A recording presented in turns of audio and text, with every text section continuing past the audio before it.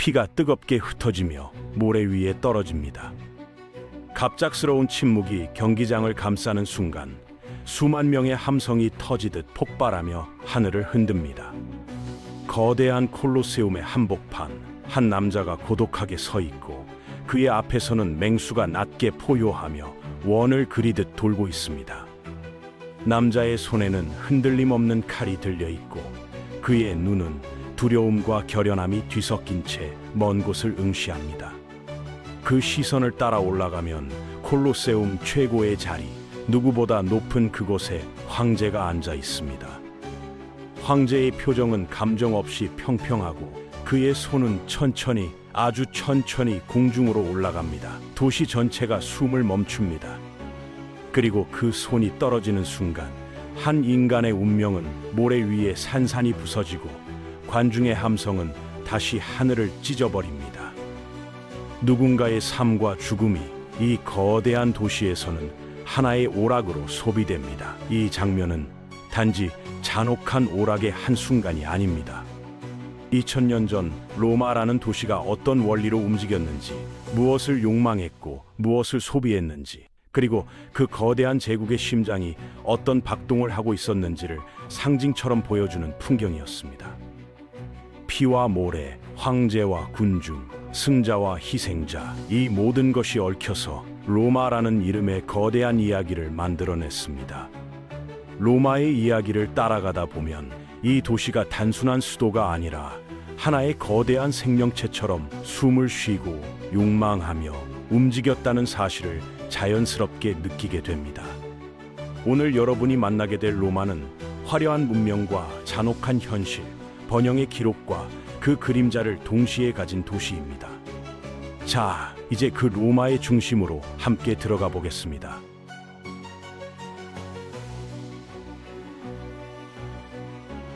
서기 2세기 로마는 말 그대로 세계의 중심이었습니다. 영국의 북단에서 불어오는 차가운 바람도, 북아프리카 사막의 뜨거운 열기도, 흑해의 파도도, 대서양의 끓없는 바람도 모두 이 도시로 이어졌습니다. 모든 길은 로마로 통한다는 말은 단순한 비유가 아니라 실제 정치, 군사, 경제 시스템을 설명하는 문장이었습니다. 도로는 군대를 움직이는 길이었고 세금을 실어 나르는 통로였으며 각지의 물자와 정보를 실어오는 혈관이었습니다. 그 혈관이 향하는 최종 목적지가 바로 로마였습니다. 모든 길이 로마로 통했고 모든 부가 로마로 모였으며 모든 권력이 로마에서 시작되었습니다. 로마의 거리는 한눈에 보기에도 혼란스러울 정도로 다양한 사람들로 가득했습니다. 서로 다른 언어가 얽혀 있었고 수많은 민족이 뒤섞여 살아갔습니다. 속주에서 온 상인들은 낯선 억양으로 물건을 팔았고 장군들은 전쟁에서 세운 공로를 자랑했으며 귀족들은 가마를 타고 조용히 거리를 지나갔습니다. 상인들은 공공연히 이익을 계산했고 정치가들은 광장에서 연설을 쏟아냈으며 철학자들은 시민들을 붙잡아 질문을 던졌습니다. 진정한 자유란 무엇인가? 좋은 삶이란 무엇인가? 같은 질문들이 일상적으로 오갔습니다. 이 다양함은 처음 보면 혼란처럼 보였지만 사실 로마가 거대한 경제와 권력의 중심으로 자리 잡는 원동력이었습니다. 이곳에서는 누구나 새로운 기회를 찾을 수 있었습니다. 가난한 농부의 아들도, 패전국 출신의 병사도, 심지어 포로로 끌려온 노예조차도 운이 좋다면 로마에서 새로운 신분과 인생을 얻을 수 있었습니다. 부를 원하는 자, 명예를 원하는 자, 권력을 갈망하는 자, 혹은 단지 더 나은 삶을 찾는 이들까지 모두 로마를 향해 걸어왔습니다. 기회의 도시라는 이름은 로마를 강하게 만들었지만 동시에 욕망이 모이는 도시가 가진 어두운 그림자도 함께 키워갔습니다. 누군가는 정당한 경쟁으로 성공했지만 더 많은 사람들은 속이고 빼앗고 밀어내며 살아남아야 했습니다. 겉으로는 질서 정연한 법과 제도가 있었지만 그 아래에서는 욕망이 부딪히며 조용히 균열을 만들고 있었습니다. 그 그림자는 겉으로는 전혀 보이지 않았습니다. 대리석으로 치장된 신전과 궁전, 매끈하게 포장된 도로, 정교한 조각상들 사이에서는 이 도시의 약점이 잘 드러나지 않았습니다. 하지만 도시의 깊은 내부, 기록과 물자의 흐름을 들여다보면 서서히 썩어 들어가는 소리가 들렸습니다. 이 어둠을 오늘날까지 보여주는 가장 상징적인 장소가 로마 남쪽의 언덕, 몬테 테스타치오입니다. 이 언덕은 멀리서 보면 평범한 흙 언덕처럼 보입니다. 하지만 삽으로 한 층만 파보면 바로 깨진 항아리 조각이 끝없이 쏟아져 나옵니다. 이 언덕은 자연이 만든 것이 아니라 로마가 스스로 만들어낸 쓰레기산입니다. 로마는 올리브 오일을 엄청난 양으로 소비했습니다. 요리에 쓰이고 등불을 밝히는 기름이 되었고 목욕탕과 각종 의식에도 필요했습니다. 그런데 기름을 담았던 항아리는 내부까지 기름이 스며들어 재사용이 어려웠기 때문에 한번 쓰고 나면 버리는 수밖에 없었습니다.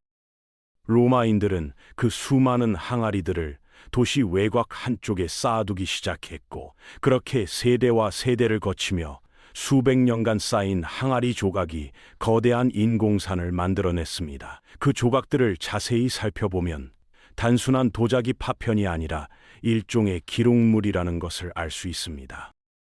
상인의 이름, 생산지, 항구의 위치, 세금을 냈다는 표시와 양까지 모두 새겨져 있습니다. 이 거대한 쓰레기 언덕은 로마가 얼마나 많은 물자를 소비했는지, 그리고 경제가 얼마나 정교하게 운영되었는지를 증명해주는 살아있는 데이터베이스이기도 합니다. 번영의 그림자가 곧 쓰레기의 산으로 남은 것이죠.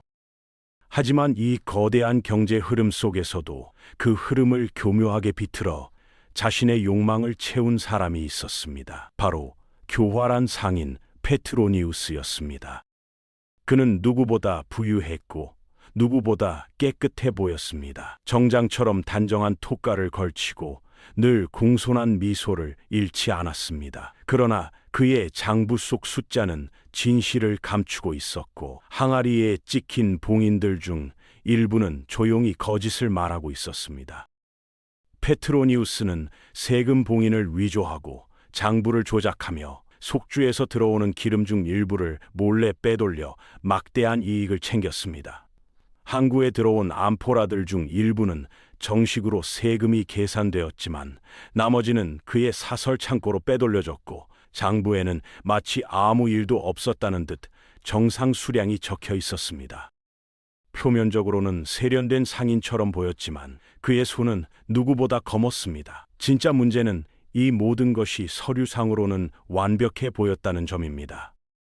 숫자는 맞아떨어졌고 도장은 찍혀 있었고 항아리는 일정한 규격대로 정리되어 있었습니다. 그러나 이 모든 부패의 냄새를 먼저 맡은 사람이 있었습니다. 바로 도시 경비대장 드루시우스였습니다. 그는 로마의 질서를 지키기 위해 수년간 페트로니우스를 추적했고 항구와 창고를 직접 발로 뛰며 조사했습니다.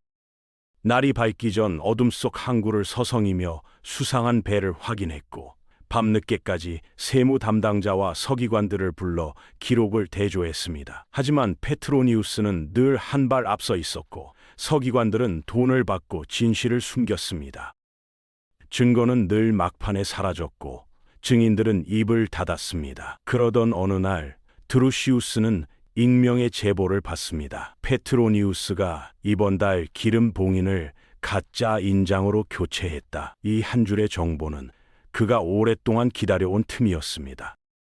그는 즉시 신뢰할 만한 병사들만 골라 소규모로 팀을 꾸렸고 밤이 완전히 내려앉은 시각을 노려 창고를 급습했습니다. 묵직한 문이 부서지고 어둠 속에서 횃불의 불빛이 번쩍이며 창고 안을 훑었습니다.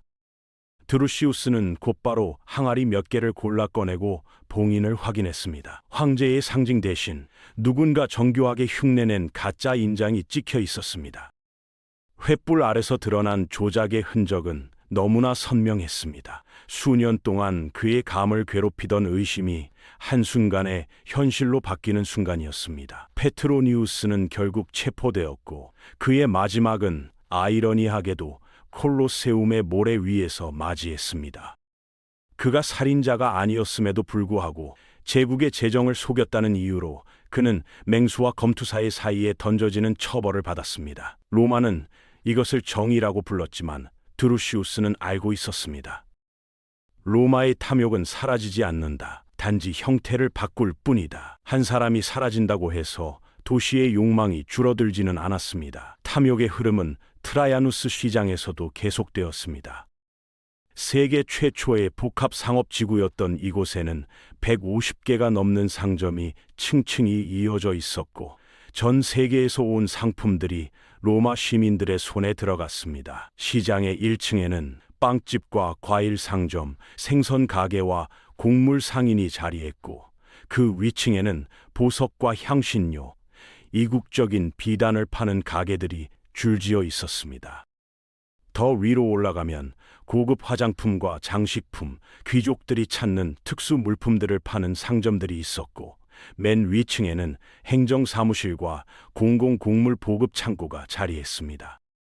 낮에는 수많은 사람들의 외침과 흥정으로 가득했고 값싸게 사려는 자와 비싸게 팔려는 자의 머리싸움이 끊임없이 이어졌습니다. 상인들은 계산대를 지키며 손님을 부르고 아이들은 어른들 다리 사이를 뛰어다녔고 서기관들은 문서 뭉치를 들고 바쁘게 오르내렸습니다. 밤이 되면 시장의 판자문이 닫히며 또 다른 긴장감이 스며들었습니다. 경비병들은 횃불을 들고 복도를 돌며 문이 제대로 잠겼는지 확인했고 어둠 속에서는 낮에 보이지 않던 또 다른 거래들이 속삭이듯 오갔습니다. 이 활기와 혼란, 욕망과 위험의 흐름은 로마가 하나의 거대한 생명체였음을 보여줍니다. 도시의 심장은 콜로세움에서 뛰고 혈관은 도로와 수로를 따라 흐르며 위장은 트라야누스 시장에서 전 세계의 물자를 삼켰습니다. 그러나 서기 79년 베수비오 화산은 경고도 없이 거대한 폭발을 일으켰습니다. 하늘은 순식간에 검은 화산재로 뒤덮였고 초속 수십 미터로 쏟아진 화산재와 독성가스는 도시 전체를 단 몇 시간 만에 잿더미로 만들었습니다. 사람들은 도망칠 틈도 없이 그 자리에서 굳어버렸고 건물과 시장, 음식, 벽의 낙서까지 그대로 재 속에 봉인되었습니다. 이 비극 덕분에 아이러니하게도 폼페이는 로마인의 일상, 문화, 격차가 완벽하게 보존된 시간이 멈춘 도시가 되었고 오늘날 그 흔적은 당시 로마가 어떤 삶을 살았는지 알려주는 가장 생생한 기록이 되었습니다. 고급 저택의 모자이크부터 가난한 사람들의 좁은 방, 벽에 적힌 낙서까지 모든 것이 남아 로마 사회의 격차가 얼마나 심했는지를 보여줍니다. 어떤 집의 벽에는 내일 빚을 갚겠다는 다짐이 적혀 있고 또 다른 벽에는 특정 정치인을 지지하라는 구호가 남아 있습니다. 누군가는 사랑을 고백하는 글을 남겼고 누군가는 친구를 욕하는 장난스러운 문장을 새겨두었습니다. 부자는 더 부유해졌고 가난한 사람들은 더 열악한 환경으로 밀려났습니다. 큰 집은 더 넓어지고 화려해졌지만 좁은 집은 더 작아지고 더 많은 사람이 함께 살아야 했습니다. 이 불균형은 결국 로마라는 제국 전체에 균열을 만들기 시작했습니다. 로마는 물로 움직였습니다. 8개의 거대한 수로가 매일 수백만 리터의 물을 끌어왔고 그 물은 목욕탕과 분수, 정원과 식수대로 흘렀습니다. 도시 곳곳에서 물줄기가 솟아오르고 분수는 부와 여유의 상징이 되었습니다. 공공 목욕탕은 단순한 청결의 공간이 아니라 정치와 사교, 음모와 협상이 이루어지는 도시의 또 다른 중심이었습니다. 사람들은 그곳에서 땀을 흘리며 운동을 하고 뜨거운 탕과 차가운 탕을 오가며 몸을 풀었고 옆 사람과는 자연스럽게 사업 이야기를 나누거나 소문을 교환했습니다. 그러나 그 많은 물이 마지막으로 흘러가는 곳 클로아카 막시마에서는 로마의 또 다른 진실이 드러났습니다. 도시 위에서는 찬란한 문명이 흐르고 있었지만 도시 아래에서는 악취와 폐기물이 끊임없이 흘렀습니다. 로마의 문명은 깨끗한 대리석과 더러운 하수가 동시에 존재하는 양면을 가진 체계였습니다. 이 양면성은 로마 전체를 관통하는 특징이었습니다. 화려함과 어둠, 부와 고통, 질서와 혼란이 서로를 지탱하며 유지되는 도시, 그곳이 바로 로마였습니다. 로마 제국은 1000년 이상 지속되었고 그 유산은 지금도 우리 삶 속에 살아 있습니다. 교통 문제, 부패, 빈부격차, 도시의 과밀, 끝없는 경쟁, 이 모든 문제는 로마가 이미 먼저 경험한 문제들이었습니다. 우리는 더 빠른 차를 타고, 더 높은 건물에 살고, 더 복잡한 기술을 쓰지만 결국 비슷한 고민과 갈등 속에서 살아가고 있습니다. 기술은 변했지만 인간의 본질은 변하지 않았습니다. 그래서 로마는 과거의 도시가 아니라 현대 문명의 거울입니다. 역사는 조용히 이렇게 말합니다. 도시는 변해도 인간은 변하지 않습니다. 로마는 아직 끝나지 않았습니다. 그 도시는 지금도 우리 안에 살아 있습니다. 불빛이 꺼지지 않는 도시, 욕망이 숨쉬고 꿈이 흔들리는 곳, 그 이름은 로마, 그리고 지금의 우리입니다.